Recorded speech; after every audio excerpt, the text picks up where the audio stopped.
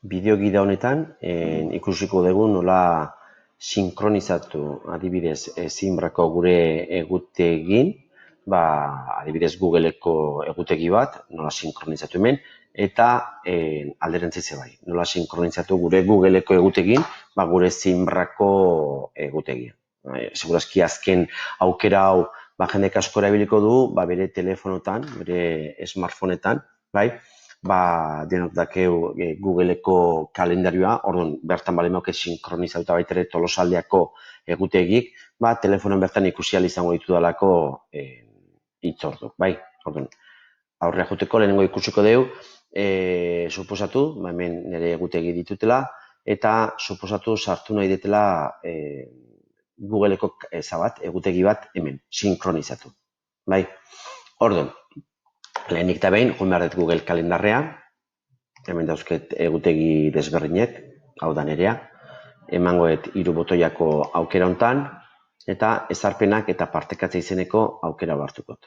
Gukingo deuna da, hemen azpin ikustezu, integratuko dugu egutegia, bai?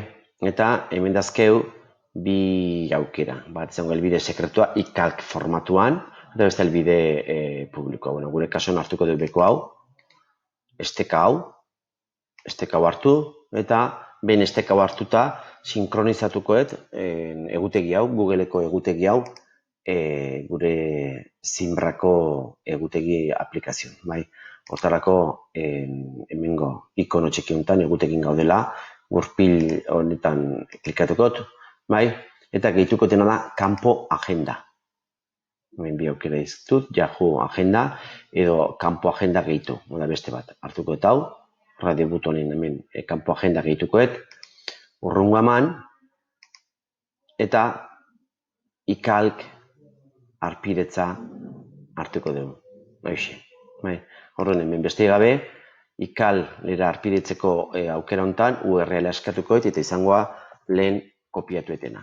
Horren beste gabe, urrungo emangot, eta eskatzeitena da izena, Googleko nire egutegia. Onartukot, eta hemen azaltze zait Googleko nire egutegia. Orduan, hemen egutegi honetan indako aldaketak, azalduko zizkit, sinkronizatuko zizkit hemen. Hau kintzoli mat, kenduko zizkit egutegi hortako hitzorduk.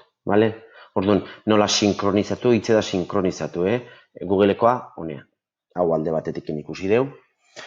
Eta baina igual, ikusiko deu beste aldea. Imaginatu, nahi gure egutegien, ere egutegienik hemen dauzket zaguztik, eta nahi detela, klikatuko hemen zantan, eta nahi detela Googleko nire egutegitan sinkronizatu. Orduan, hemen dauket partekatu agenda izeneko aukera, bai? Hartuko dena da, hemen dakeu aukera bat, ICS izeneko URL-a, aukeratukot, bai?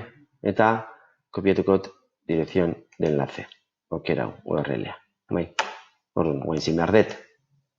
Ikusizue egutegi honena, ez beste ozin egutegi aukeratu eta egutegie nerea. Posible izango nuke ozin egutegikin partekatzea. Hongo naiz nire Google kalendarrea, eta alde batetik ditut nire egutegiak, eta beste alde batetik dauzket beste egutegi batzuk. Plus hontan klikatukot, eta URL-a erabiliko dut. Emango dut aukera honi, eta hemen kopiatukot Zinbratik hartueten aukera. Gehituko eta egutegia.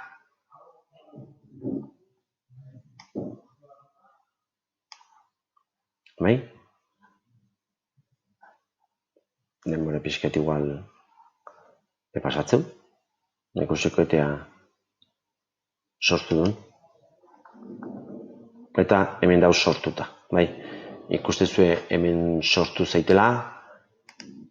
Egute berri bat, eta, gorriz, kolore gorrikin aukeratuet, eta horren Zinbrako nire egutegiko hitzorduk Google kalendarren azalduko zaizkit. Hemen, bere izango litzeke gero ezarplen eta jutea, eta izena aldatzea ez, jartzea Zinbrako nire egutegia, Zinbrakoa edo Tolosaldekoa edo, bai, bai, horrelako zerbait jarri, bueno, publikoa izan marko luke igual izena aldatzeko, dakit, baina, bueno, mitzat ingo genukena da, txukundu autoneatu, nahi egiten kolorea jarri, eta nahi egiten izenakin, eta bar, eta bar.